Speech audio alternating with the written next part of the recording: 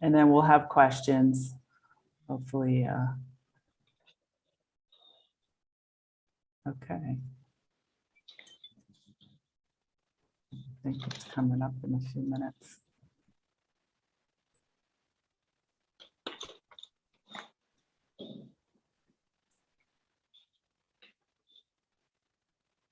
All right.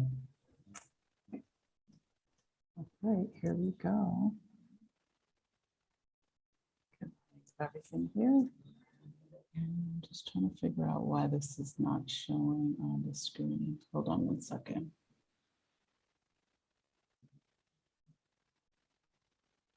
Oh, here it is.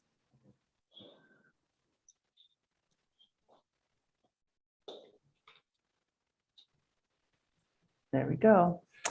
Good morning, everyone. Welcome back to Let's Talk Business on my Friday Lives. This is Michelle for Afro Expats. Super excited today to be here with one of my first and very good friends that I made in San Miguel de Allende. Her name's Stephanie, and she is the director and founder of Smart Space Hub, which is located in San Miguel de Allende. It's a co-working space, but she's going to spend a little time talking about that and a lot of time talking about a lot of other really important things when it comes to having responsibility, society responsibility to just giving back to the community and things like this. I'm really happy to have her here. I'll give you a quick backstory. When I first came to San Miguel, and I tell everyone this, right?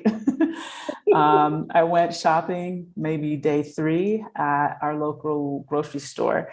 And I remember Stephanie kind of just came from behind and she was like, hey, how you doing? And I thought I knew her, or I thought I met her before. And she was so bubbly and so friendly and just made me feel like so welcomed into the San Miguel society. And it was just such a comforting feeling because I remember thinking like, wow, this lady's amazing. We spoke for about 30 minutes, exchanged phone numbers, and the rest is history. I think she has done some amazing things since living in Mexico. You can tell everyone how long you've been here, but it's been a while. So I thought it was really key to have her on this particular show of mine, just to kind of, key point from her perspective, a lot of the different things that she's been involved in and her take on them, and how much this has impacted her existence here in Mexico. So I'm really happy to have her here because I think you're one of my few guests that have actually been in Mexico for a really long time. So please share that with our audience. Go ahead, Stephanie. And thank you all for being here. I just want to say this one thing. Thank you everyone who has subscribed to my channel. Please be sure to do that, to continue doing that, sharing and liking. I hit the 1,000 subscriber milestone, which was really amazing. It's such a great feeling. It makes me want to give and keep doing and, talking to people around Mexico about what they're doing. And I'm super excited that you guys are on board and supporting me. So I just want to say thank you to everyone that takes the time out to watch my shows and my episodes, my lifestyle series, which I'll continue bringing to you. And anything else you want to see, please drop them in the comments box, but don't forget to subscribe and keep supporting. All right, thanks again. Just wanted to say that. Go ahead, Stephanie, take it away.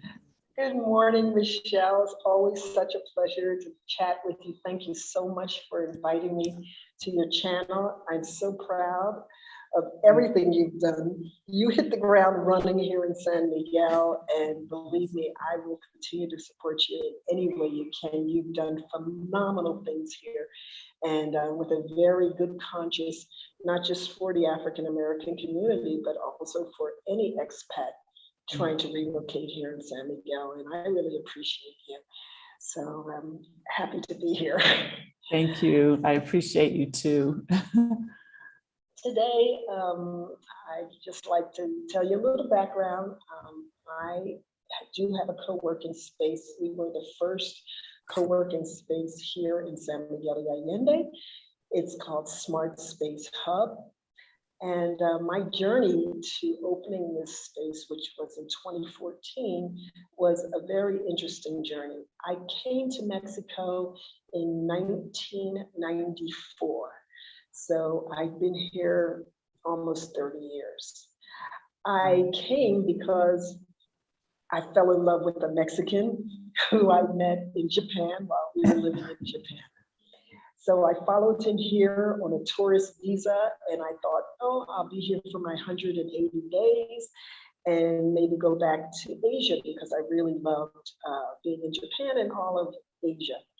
So I came and I landed in Mexico City in 1994, and instantly I felt embraced. I felt welcomed, and I knew there was something more here than just the man I fell in love with. So my journey started then, and the 6 months passed, and I wasn't ready to leave. I was on a tourist visa. I'm an American citizen. I'm from Philadelphia. I had never been to Mexico really before, except down by the border at Tijuana one day when I did a half marathon, crossed the border, turned around and came back. But it's really, I had lived in Los Angeles. I knew Mexican neighbors. I didn't speak any Spanish. I was just getting up on my Japanese. And then I came here to try to learn Spanish, and it was a challenge because there were no Spanish schools where I was living. I was living in Monterrey, Mexico, which is in the state of Nuevo León, about 3 hours from the Texas border. And these people in Monterrey, it's a big city, and they live cross-border. They have family on both sides of the border. Everybody speaks English. Even my 86-year-old mother-in-law to be spoke very good English. The whole family spoke English. And there were lots of schools there to teach English, but I couldn't find any Spanish help. So I enrolled as an international student in the Tec de Monterrey so that I could take Spanish classes. But I was quite older than the rest of the students, and I felt, a little uncomfortable. I wasn't as quick on the draw as they were in learning things. So I began to do some research of where could I learn Spanish.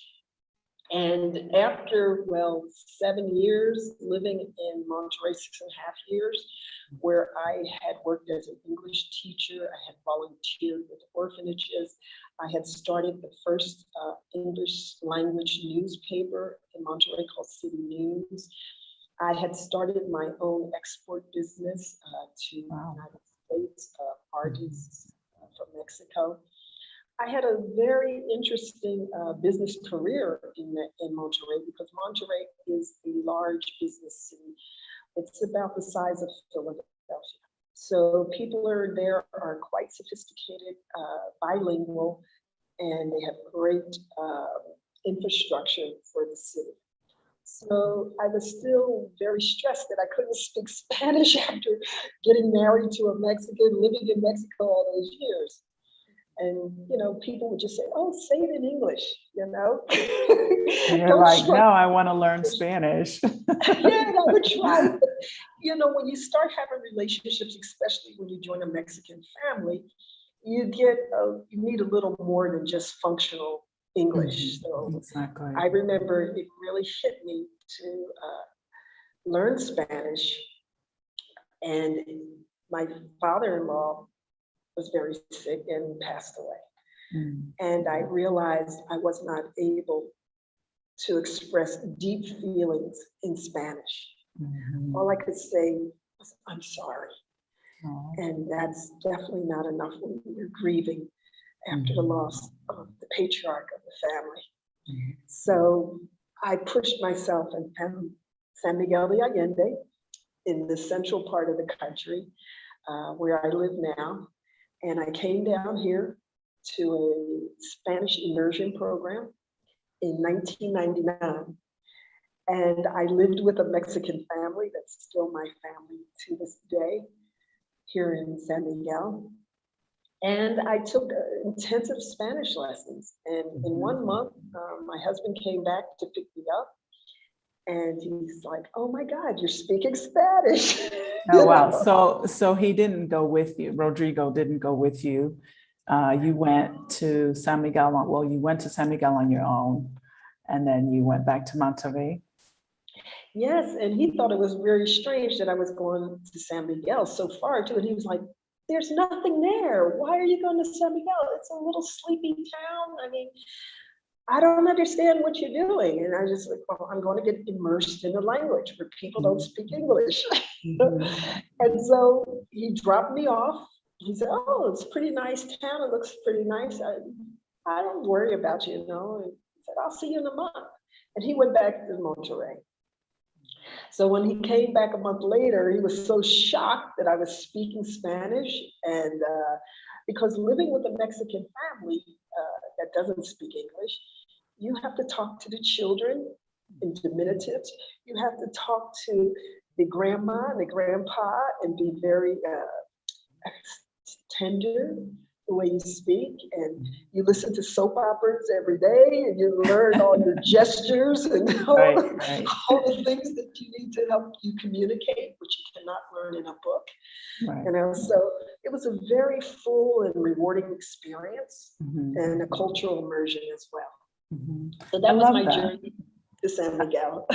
I love that. I love that you were mindful and had like that experience because your in-law passed and you felt like I need to be able to communicate better, especially because you had already committed to living in Mexico full time.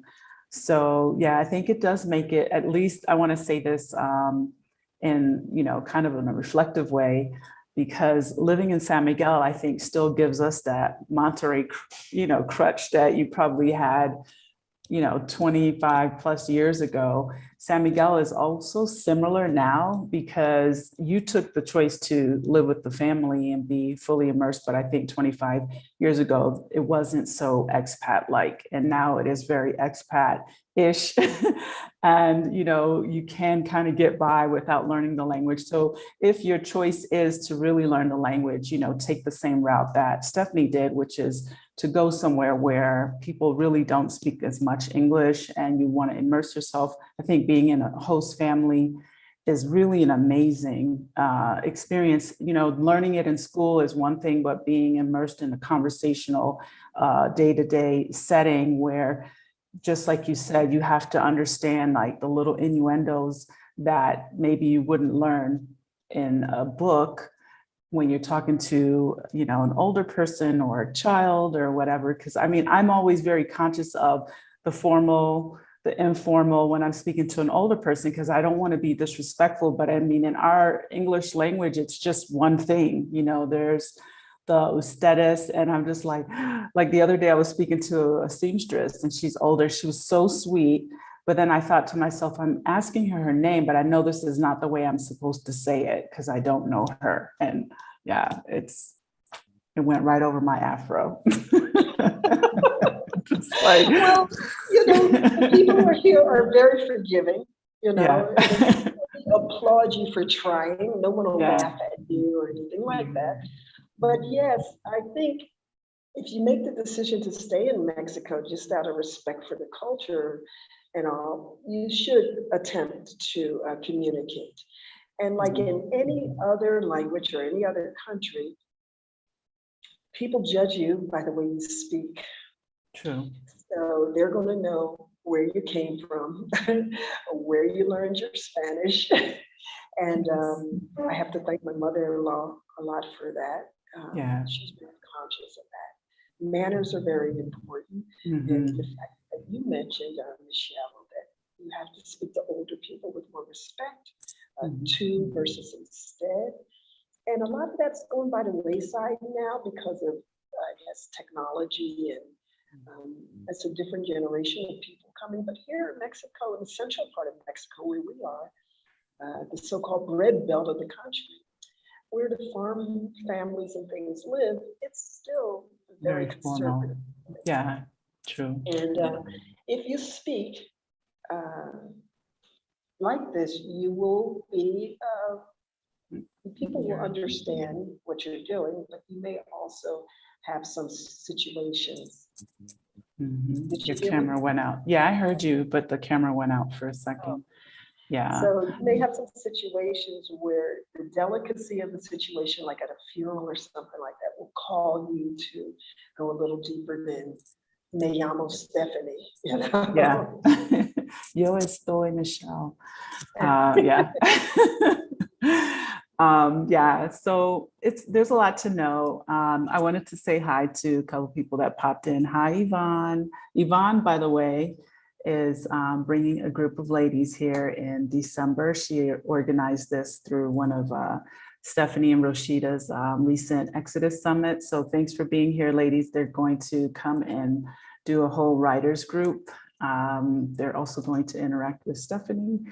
And hi, Stephanie Selden. Thank you for being here. And Robin, thank you all for popping in. And if anyone has questions as we go along, please put them in the comments box. So I wanted to go ahead and segue into some of the things that you've done, and then we can talk about the social responsibility factors that we discussed earlier. I know you've done like the music. I think the most interesting thing is the music fest for me, and newspaper. Oh, yeah, here in San Miguel, that was really exciting. In Monterey, I did some incredible, exciting things because it was a big city. It had the right infrastructure, a very large business and international community, a very different city profile than San Miguel de Allende. But here in San Miguel de Allende, the music festival I ran, my husband and I started a Baroque music festival because we're big music fans. And we wanted to use this city, which is a Baroque city. It's a city that was built during the Baroque period. We wanted to use the city spaces to put music to the history of the region. So we started with sacred music, music that was written for the churches. And we had these churches that were built acoustically for that reason, because music is a way to communicate. And during the colonial period and the Baroque period, the 1600s, early 1700s, that was a way to communicate. So there was lots of music written here in Mexico during the Baroque period, all over the world. It was a movement. And Baroque movement was the answer to the austerity of the Northern European Protestant movement that was taking over the Catholic Church. So the Catholic Church hit back heavy with architecture and music and all kinds of Baroque over the top things. That's why when you come to Mexico, you see these churches like flanked in gold all over the place. They are just really saying, hey, we are not going to be austere in our religious beliefs, and we'll prove that to you by building these big golden temples and writing music that just wraps you. And the Baroque period is a very expressive period of music. So we wanted to bring music to the spaces that were here in San Miguel. If it was secular music, we would put it in a hacienda, in a salon, the way it would have been done in the Baroque period. So we had lots of opportunities to move the festival all around. And it was so exciting. But a major part of the festival was not just that we brought music lovers and musicians, incredible musicians from all over the world together here in San Miguel, but we had a huge volunteer element. We could not have done the festival without our volunteers. And we had student volunteers, we had retiree volunteers, we had people who just wanted to be wrapped in the music and the excitement of the international community. So for us, that was doing what we love, engaging in the community, and also bringing some of the history of Mexico and the beauty of Mexico to the forefront. So yes, the Baroque Festival was it here in San Miguel, because no one had ever done it. We had 2 jazz festivals here. We had a chamber music festival. We had a rock. We had all kinds of stuff, and no one had done Baroque and embraced the history of Mexico the way we had done. I love that. I love that direction. Someone asked, well, Yvonne asked a question. First of all, welcome, Michelle. Thank you for being here. And thank you so much for subscribing. Someone wants to live among the locals. Yes, lots of locals to live among in Mexico for sure. Like if you really want to, you can. Yvonne had a question about your, I guess, experience. She said, did you have music industry inroads or experience prior to the festival that you guys put on, or did you kind of just start from scratch? No, other than my love for music, I really loved classical music. I studied ballet as a young person through university. See, I didn't know that about you. Oh, yeah. Since I was 8 years old till I was 23, I went to the High School for Performing Arts. I really indulged myself in ballet, and I really am very conscious of body and expression and a way of communicating through movement.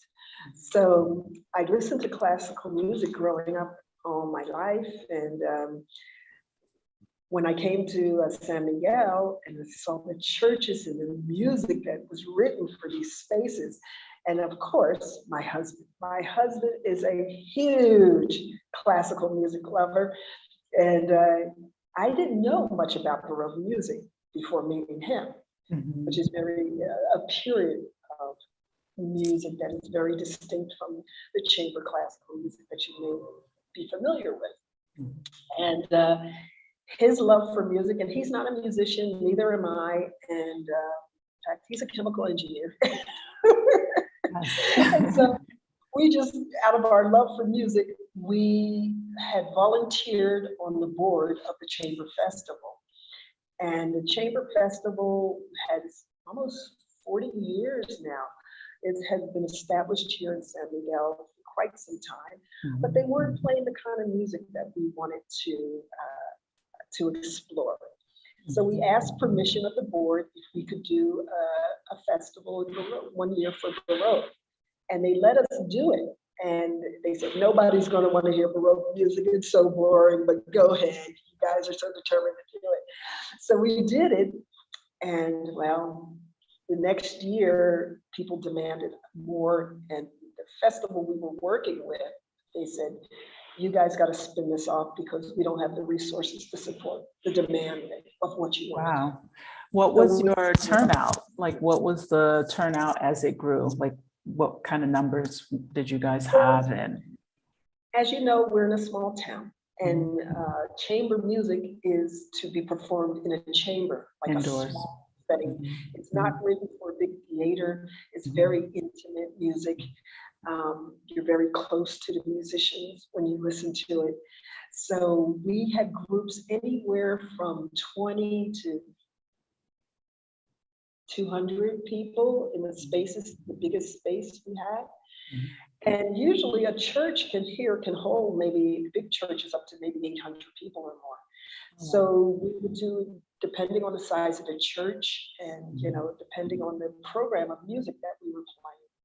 So putting all this together, because of something that we really loved, we had to spin it off from the group we were with originally, and we started our own nonprofit organization, which I hope to talk to that subject on another interview with you, maybe. Oh yeah, for sure. And so we started the festival just out of our love for music and our love of San Miguel and the spaces that it provided. So did you, I'm assuming then, to tie in the history and the relationship with the music, you did a lot of the performances in a lot of the local churches. Did they allow this? It was a negotiation. Okay. And, we're in Mexico. That's what we do here. Everything's up for negotiation. But I have to hand it, because you go to a church and you have the padre who absolutely loves music, and you tell them that you're going to revive the spirit of the church through music. They open their doors. Nice. We had meetings with the nuns, the mother superiors sometimes. We had to introduce programs of music for the children. We did all kinds of things that opened up the community. And yes, it helped that we were both Catholic as well, because these are all the Catholic churches that we were dealing with, places that we were in.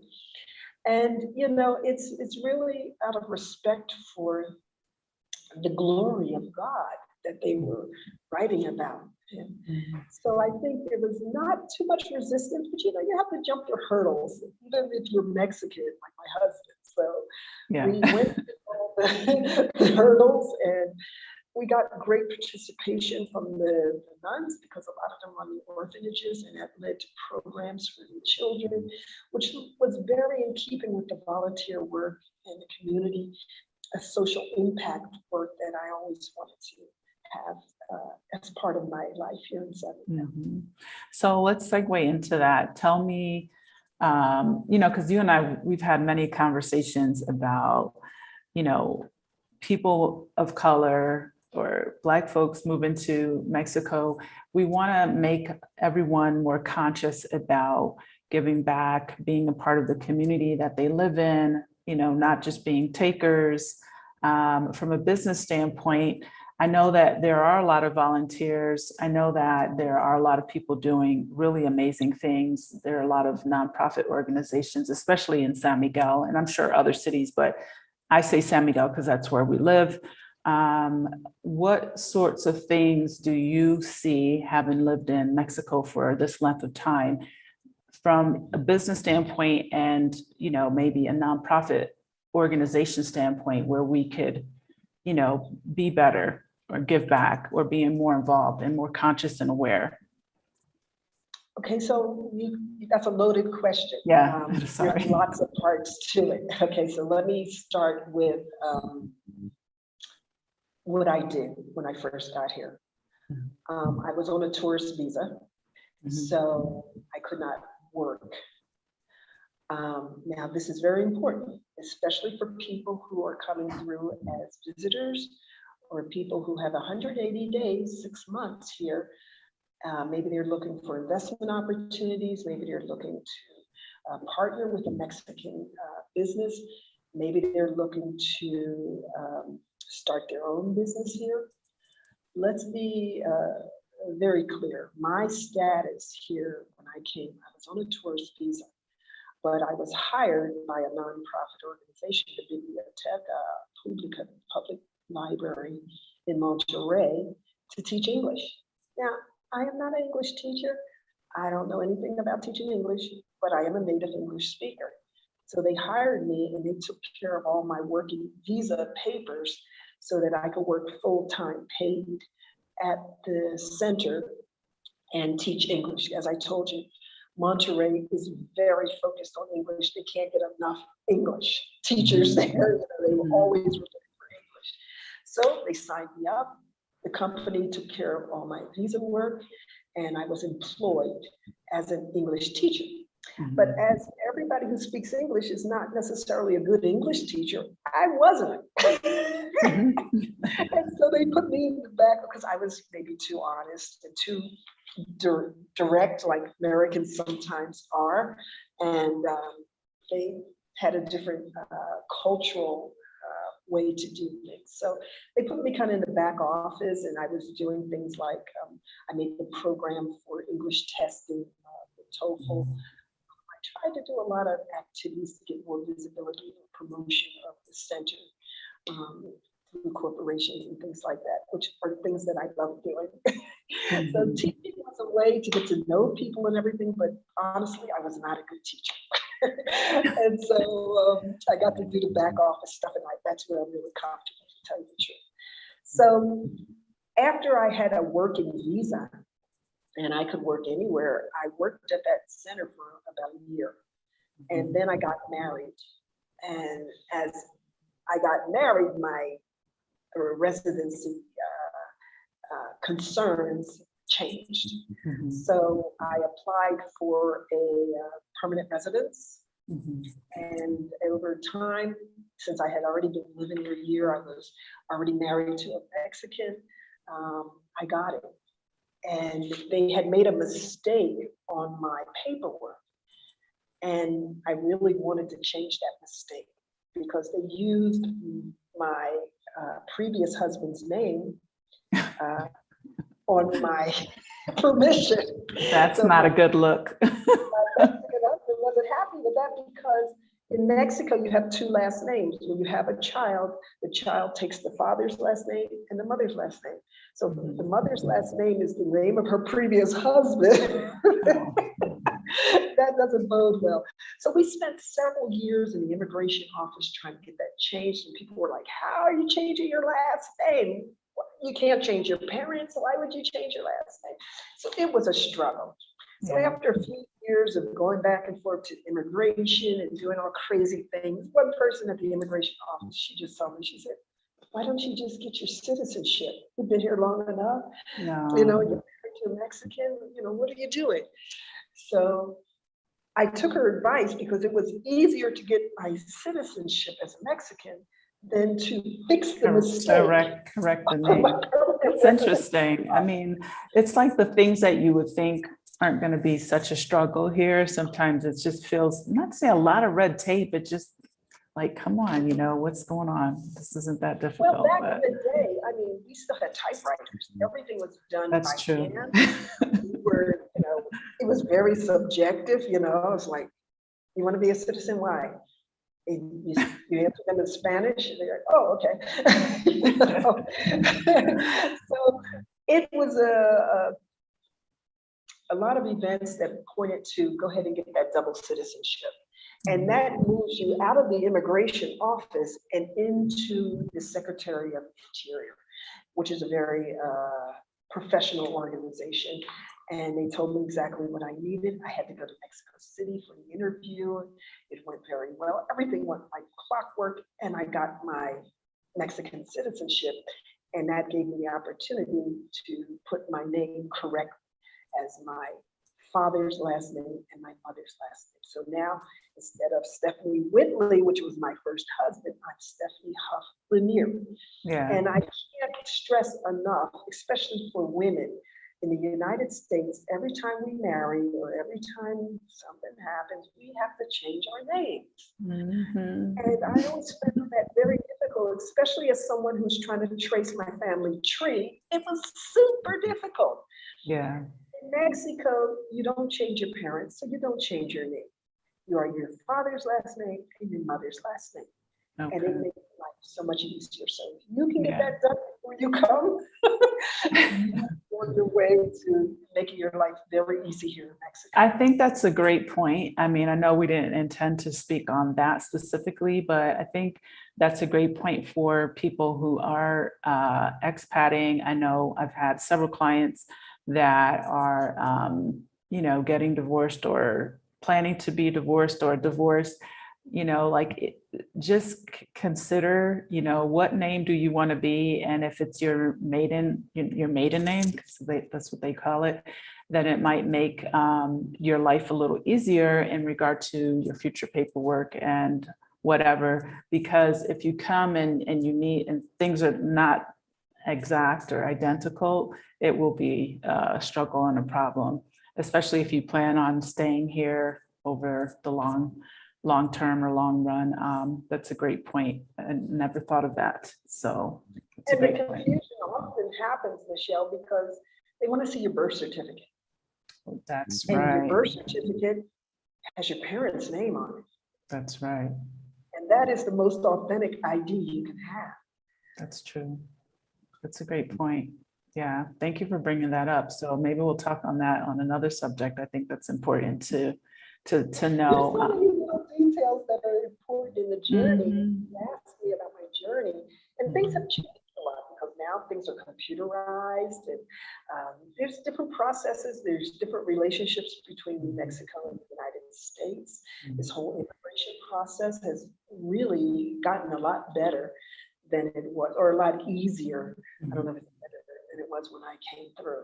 Yeah, but, it's definitely catching up. I know that there's a huge, you know, concern at the moment, well, I'll say moment, but probably going to continue being something to think about, where people really need to carry, you know, their paperwork around with them, because they're pulling a lot of buses over and they're checking folks and this is immigration, I say they. They're really randomly checking people to make sure that they haven't overstayed visas or they have the right identification. So I think that Mexico is creating a better infrastructure to track, you know, how long have you been in the country? Are you here legally and things like that? So if your goal is to stay long-term, you know, after you come and you check it out, you know, don't keep living off of the tourist visa. I know in the past, a lot of folks have done that. and maybe still continue to do that for a few years. And if your intention is to be here, like really, you know, this has come up plenty of times in other interviews, but just try to get yourself established legally, because there are benefits. You know, in the long run, I don't know what exactly the time frame is, but I think if you have once you get your permanent status, I think it's 5 years after that, you can apply for citizenship to be Mexican citizen and get a Mexican passport, I believe. There are benefits to that as well. I believe some of those include medical insurance. I would have to do a little more research, but I believe that that's a part of. Yes, and let me tell you, I keep my US, I didn't have to renounce my US citizenship. I have dual Right. citizenship. Exactly. So I am allowed to own businesses here without a sponsor. I am allowed to vote in Mexican election. Mhm. I do have the insurance and the protection of the healthcare system here in. So there are many things, if you're planning to stay here, it would make it worth it. But I'm going to segue a little bit into the volunteer situation. Yes. I have a co-working space. And so I cater to a lot of travelers, digital nomads, because we don't have a lot of internet infrastructure in San Miguel, but my office does offer high-speed internet, fiber optics, and that's kind of a rare thing still in San Miguel, believe it or not. We're coming along a lot better than we were before. But it's kind of the place where people come in and get their work done, and they plug into the Wi-Fi, and they keep on moving. But it occurred to me that all of the talent that is coming through my center, my workspace, I call it a center because really it's an entrepreneur center. We help young people and anyone really in the community who wants to start a business. We help them through some basic administrative management processes that will at least arm their project enough so that they can put it in front of an investor, or they can get involved in many incubator programs that are available for people here in Mexico. So we kind of do a pre-incubation process, and we meet a lot of people and a lot of talent. And the basis of this program, which is called Red Inventiva, which means the inventive network, is the volunteer core that we are building. And these are people who, some of them are foreigners, some of them are Mexicans, who have expertise in different areas of business. It could be marketing, it could be administration, it could be technology, because we have several initiatives that we're pushing that small businesses start taking advantage of technological advances that can help grow their business, stabilize their business, and basically provide more economic rewards from their work. So we have a volunteer program for digital nomads that come through and they say, well, I'm only going to be here for 6 weeks and I need to work 4 hours a day. I said, well, are you willing to volunteer for 2 hours a week and mentor someone who's also interested in doing what you're doing? And then they go, oh, sure. And they get to connect with the local community. They get to understand a little more of the culture. They're not just breezing through here and not leaving a mark, because there's the multiplier effect. You never know the kind of impact you can have on someone. Absolutely. You know, so a little 2-hour volunteer time to talk to a person who's starting a restaurant because you've already had, you know, several restaurants, can really impact their lives and impact the community where we live. And you can go on to your next location knowing that you've left a footprint on some person here. So that's what I really wanted to emphasize in this talk today. Volunteerism is something you can do even if you're on a tourist visa, because volunteering is not working, even though you're putting work hours. We have a lot of people in San Miguel who volunteer to teach English classes. Now, if you're getting paid for that, that's not volunteering. Right, exactly. And I just want to say that extra, because as long as you're not receiving pesos, because even if you could be getting paid, if for some reason someone's able to pay you in US dollars, meaning a US bank account or a bank from wherever to your US bank account, it's fine. I just want to say that because that comes up a lot. But if you're volunteering, you're volunteering, you're volunteering, you are not allowed to collect pesos in Mexico and money in currency in Mexico if you don't have permission to do that. Well, let me also underline another thing, because as you know, in San Miguel, we are, for the most part, a retirement community. That's how we got our fame. Mhm. And That's changing. here to retire, that means you are not working. So don't come here to retire and get bored and say, oh, I'm going to start a business or I'm going to get a job because now I have my retirement residency. Oh, no, you are still breaking the law. Yeah. Okay? You are retired, you are not making money. Mhm. So back to volunteering is, there's many organizations. We have almost 200 nonprofit organizations or charity organizations in San Miguel, from everything from, you know, what I do, Red Inventiva, mentoring people with small businesses and entrepreneurs, to things like Feed the Hungry. There's a lot of humanitarian organizations that do things like giving food, giving blankets, giving water, building homes, helping people with the water situation. So you can go humanitarian, but if that's not your thing, there's other things you can do, mentoring. There's the arts, which are very popular here, the mural projects and things that are going on in San Miguel. All of that is nonprofit. And it's getting less than it used to be. We have had less volunteerism from the foreign community than we used to have. Mm-hmm. And I think that's because, as you said, Michelle, things are changing. It's not just retirees coming. Retirees have two things. They have steady income and they have time.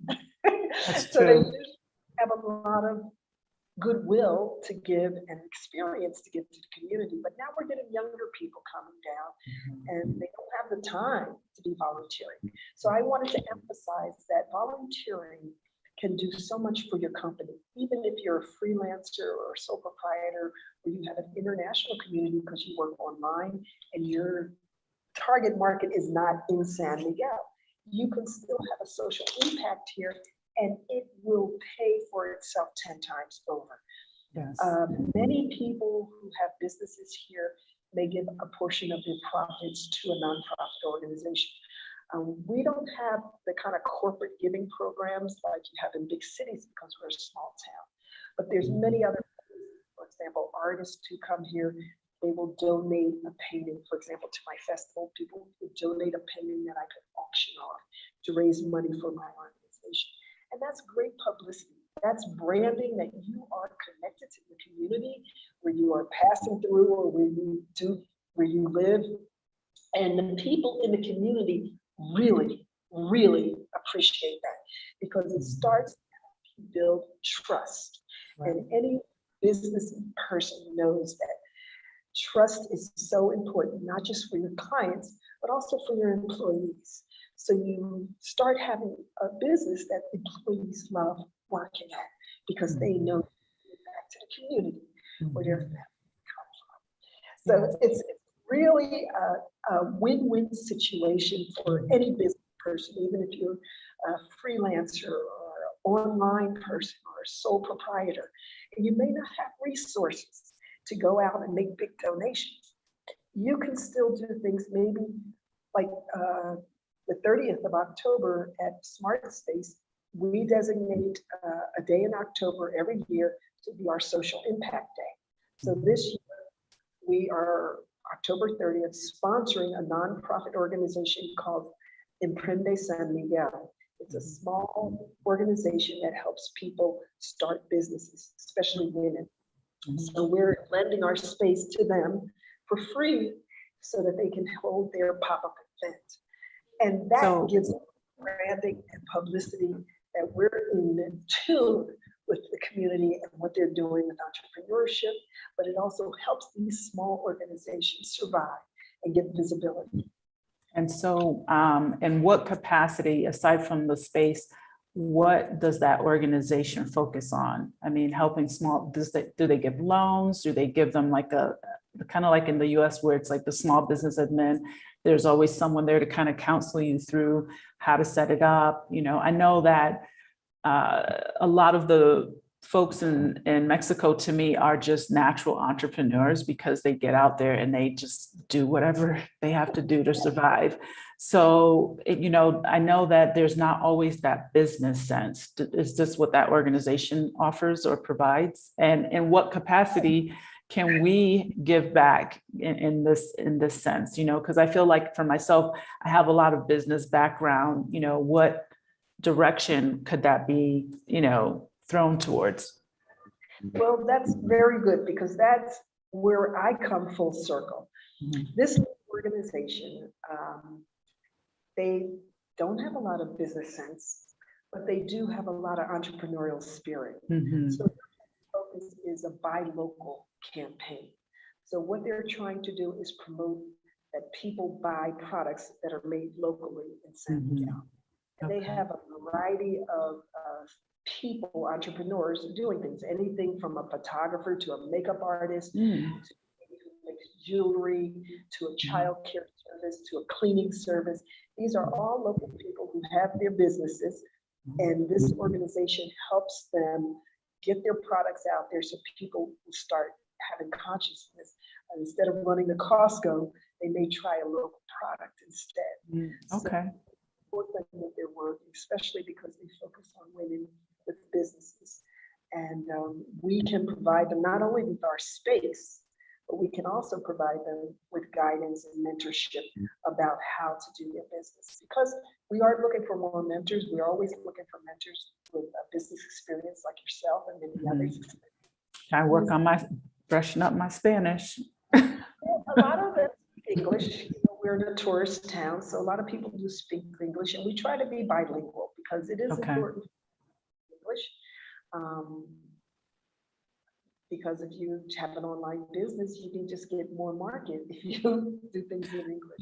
Well, I'm just going to say, I think I'm more than willing to, you know, give some of my time to help someone as long as I can communicate with them. And obviously it's not their fault that my Spanish isn't great. But I did join Manos, is it Manos y Mano?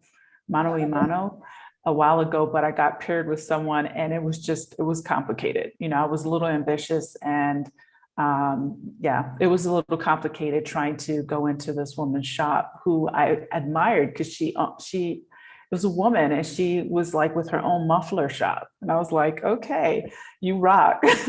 And, you know, I didn't want to go in there. I felt uncomfortable not being able to fully communicate with her and tell her what she should do and how she should make it better or whatever. So in saying all of that, moving forward to now, if there's someone that I could be paired with, you know what my skill sets are. I would be more than happy to, you know, give direction in terms of business. I'm really good with branding and things like this. And, you know, I'm learning a lot of the digital things as we move forward. But as long as I'm able to really feel like, okay, communication to me is real key in helping someone build their business and understanding what their business is about. So I'm putting myself out there. If anyone else wants to be a part of that, like, let us know. Yeah, exactly. Put your hand up. Yeah. Good thing, language. Okay, so let me move to the ways you can give back. Okay, not the reason, because there's many reasons for your business that you should be giving back, and also for the community. But now I want to segue into how to give back. Okay, so the best thing we need everything here in San Miguel. We're a small town. And there are many international organizations. I just want to answer one question. Yvonne wants to know, what's the name of the program again that you mentioned? So I know you're on some. It's Red Inventiva. Red, R-E-D, in Spanish, network. Inventiva? Inventiva, the Inventive Network. Okay. I'm going to put it in the chat, the Inventive Network. redinventiva.org. Okay. And what we're looking for is mentors, but we're also looking for people who have business skills who can help us build the organization. We need to put together a board. Otherwise, we will never be able to qualify for the donation permission that we have to have here in Mexico. So we need people who can help structure the organization, people who have experience on nonprofit boards, people who have experience in organizing volunteers, which are usually done in English, people who have experience in building campaigns for nonprofit organizations to gain traction. So there's a lot of things you don't need Spanish for. You can be a part of the organizational structure, Right. and benefit from that. Okay. If you have some English skills, yes, you can start going deeper into the community. The other thing you can do, and a lot of people do it here, are make donations, okay? People always need check writers. People can always sponsor and support, and sometimes in kind works just as well. We have lots of restaurants here in San Miguel that'll pick a day to give a portion of their profits to a nonprofit organization. As I told you, we have artists who donate work and help us raise money. So you can also do pro bono services, for example, legal advice, and that's what we do. We do business advice. So that's in a pro bono way. So anybody can walk in our center and ask for advice. If they speak English, they'll be given an English mentor. If they don't speak English, they'll be given a Spanish mentor. So there's room for both here in San Miguel. You can also do drives for fund matching, like you tell the organization, you raise $100, I'll match it 100, or my business will match 100 to you. And that gives you publicity. It's excellent public relations, and it gives you a foothold into the organization, even if you don't have a big volunteer structure in your business.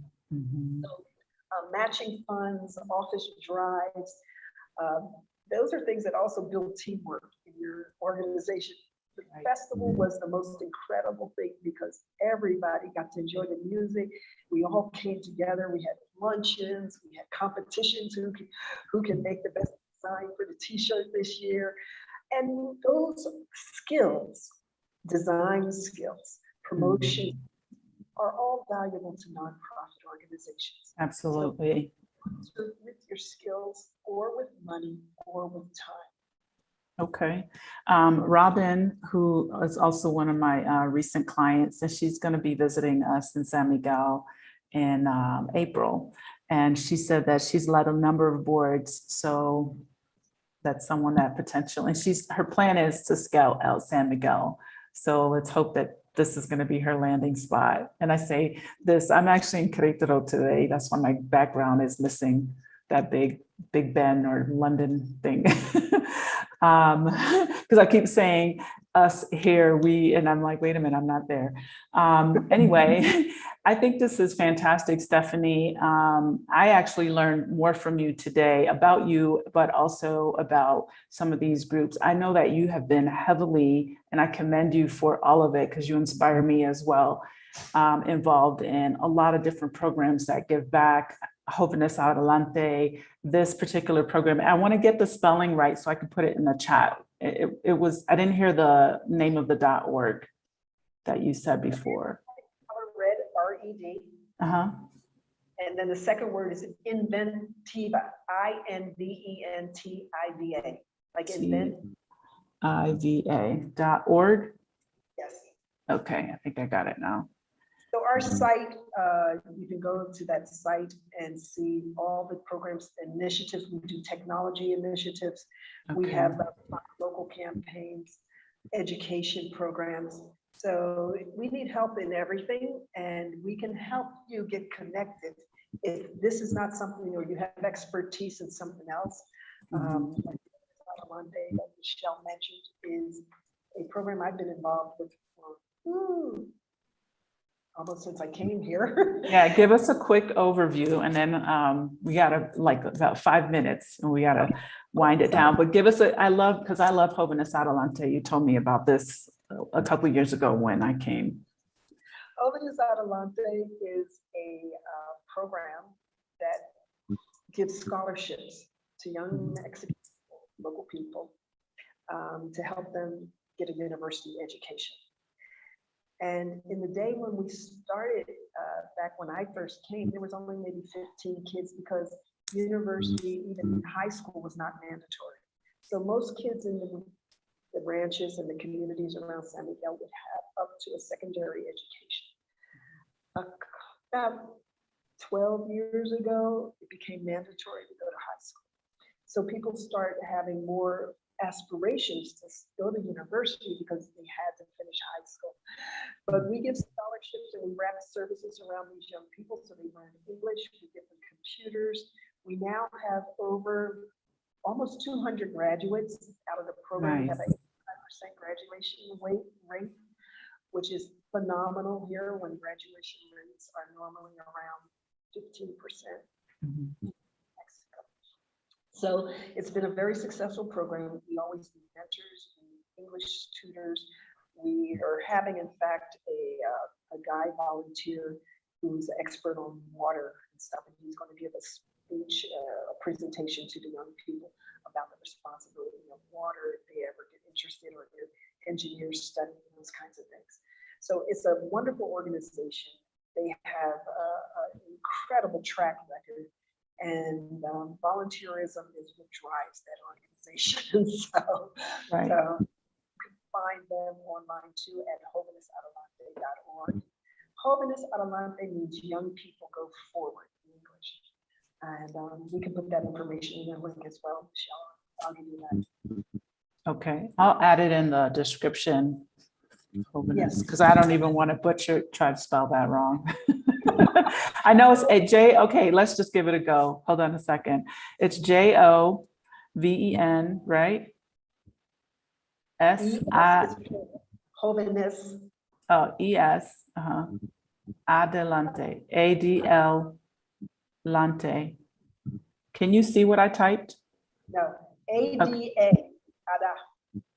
Okay. Hold on. A-D-A. Okay, because I know we're. And so this is going to be an organization where you can volunteer as a mentor, you can donate, you can do many things with them, and they are really, it gives back so much to the community, and it really will help you integrate it too. Okay.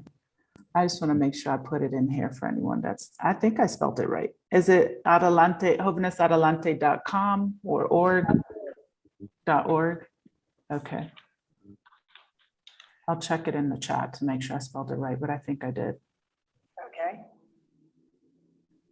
Did you type it in the chat or on the?